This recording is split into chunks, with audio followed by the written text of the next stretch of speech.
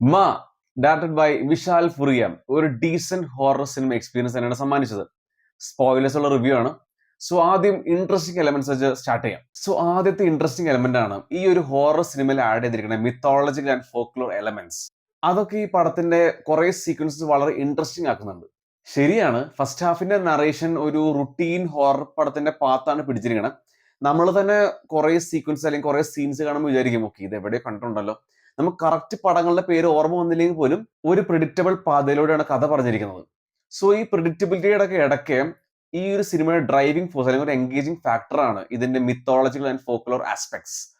Goddess Kalima, Raktabeej എന്നീ references ഒക്കെ വളരെ ഇൻട്രസ്റ്റിംഗ് ആയി ഇതിനെ കഥ പറഞ്ഞിട്ടുണ്ട്. അതുകൊണ്ട് തന്നെ പ്രിഡിക്റ്റബിൾ ആണെങ്കിലും നമ്മൾ എൻഗേജിംഗ് ആയിട്ട് പിടിച്ചിരുത്തും.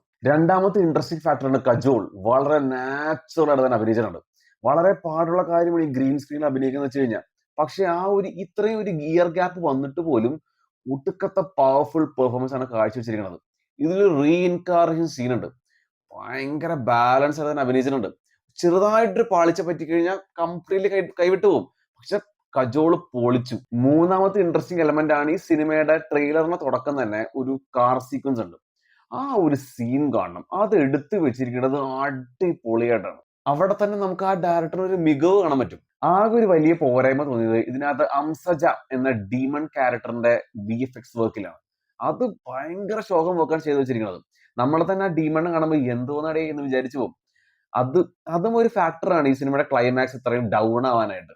ബാക്കി എല്ലാ VFXും അടിപൊളി തന്നെയാണ് ക്ലൈമാക്സ് ഒഴിച്ച്. പിന്നെ വേറൊരു ഡൗട്ട് തോന്നിയത്, എന്തിനാണ് മാ എന്ന സിനിമ ഷേത്താൻ യൂണിവേഴ്സിലോട്ട് കയറ്റിയെന്ന ഒരു രീതിയിലും എക്സൈറ്റ്മെന്റ് തോന്നിച്ചില്ല. ഷേത്താൻ 2യുടെ സീൻ മാ എന്ന സിനിമയുടെ എൻക്രെഡിറ്റ്സിൽ കാണിക്കുന്നുണ്ട്.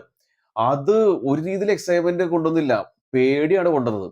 ഈ ഷേത്താൻ ടീം ആ ഒരു ഗ്രൗണ്ട് കോറ് മറന്നു പോയിട്ട് ഓവറാക്കി ചാളാക്കി തകർത്ത് കളയുമെന്ന്.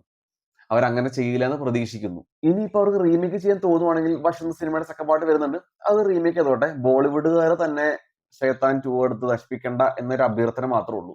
വിഷ്വൽസ് കിടിലായിരുന്നു. ആ ഒരു ഈറി ഡാർക്ക് അറ്റ്മോസ്ഫിയർ നന്നായിട്ട് സൂപ്പർ ആയിട്ട് ക്രിയേറ്റ് ചെയ്തിട്ടുണ്ട്. എഡിറ്റിംഗും ടോപ്പായിരുന്നു. ഒരു അൺനെസറി സീക്വൻസസ് ഒന്നും നമുക്ക് ഇന്നത്തെ കാണാൻ പറ്റില്ല.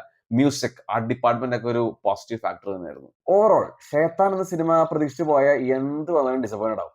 അതല്ലാണ്ട് ഇതൊരു നോർമൽ ഹൊറർ പടമാണ് എന്ന് പ്രതീക്ഷിച്ചു പോയാൽ ഒരു ഡീസന്റ് എക്സ്പീരിയൻസ് ആണ് നിങ്ങൾക്ക് ഈ സിനിമ സമ്മാനിക്കും. പിന്നെ കാജലിന്റെ ഒരു ഷോയും കൂടെ നമുക്ക് ഈ പടത്തിന് കാണാൻ പറ്റും.